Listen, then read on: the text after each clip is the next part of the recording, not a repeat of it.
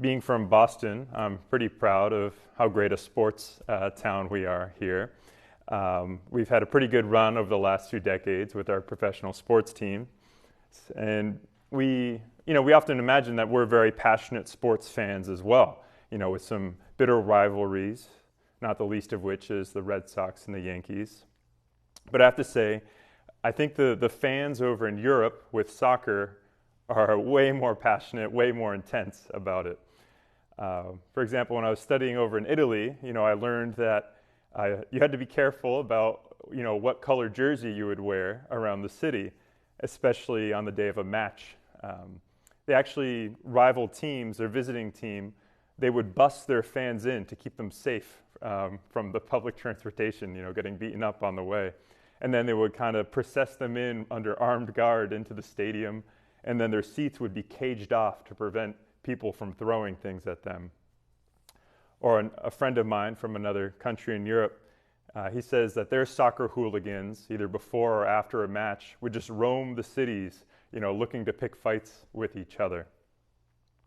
So definitely, if you're a tourist and if you're visiting in Europe, you should pay attention to the soccer schedule somewhat if you're going to be wearing maybe a soccer jersey from a team over in Europe, paying attention to what city you're going into, and if it's going to be the day of a match, what part of the city you're in. If you're going near the stadium or the bars, for example, it's good to be alert and cautious and aware. Jesus today tells us something similar, to be aware of the present times so that we can prepare. So what are these present times, and how do we prepare? I think one characteristic of our time right now within our country and amongst each other is one of division. There's a lot of division that we're experiencing, and if we think it's bad now, I only imagine in the next couple of weeks leading up to the election and maybe through it, that division might only get worse, might only get stronger. So how do we prepare for that? How do we deal with that? Especially, around Thanksgiving, with our family, being with other people. How do we prepare when we experience divisions with other people? The best model for us is to look to Jesus and see how he deals with it. Jesus, in the face of division, what his desire is to bring reconciliation, to bring healing, and to bring people together. God the Father sent his Son to reconcile us to him so that we could be one with God, but also with God as our Father, united with each other as brothers and sisters.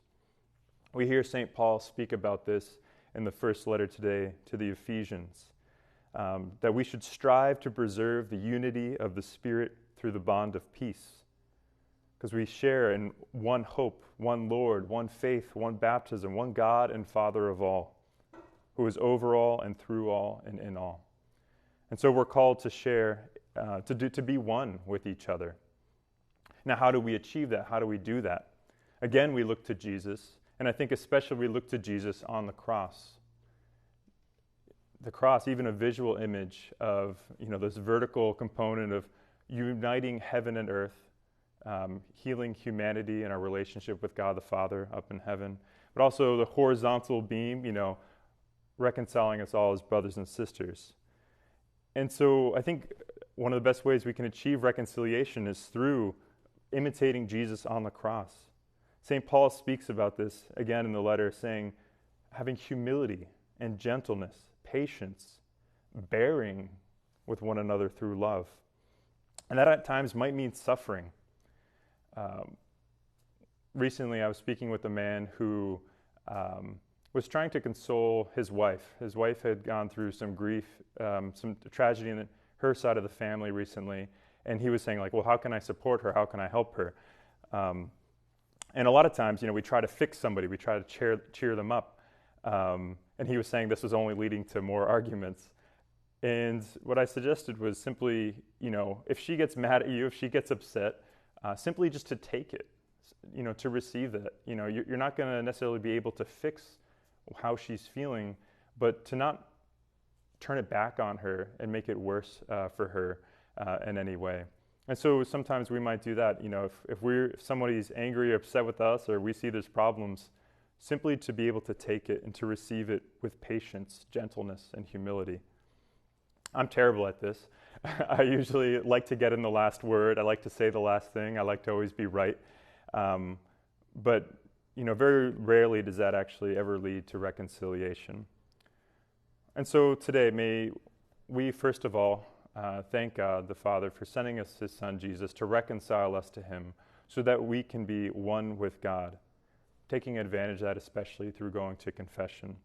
And may we ask for the grace to be men and women of communion and peace, bringing reconciliation through imitating Jesus on the cross.